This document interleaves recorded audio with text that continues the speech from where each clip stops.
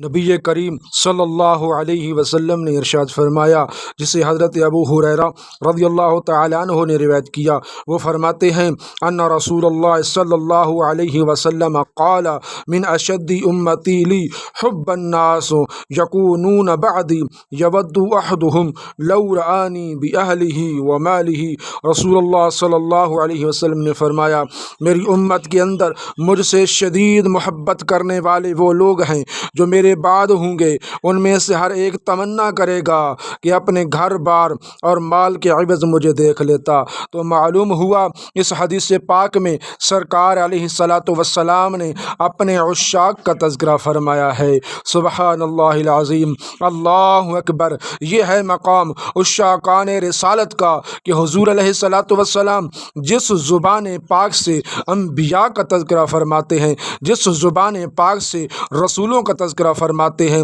جس زبان پاک سے قرآن کی آیاتیں نکلتی ہیں، جس زبان پاک سے احادیث مبارکہ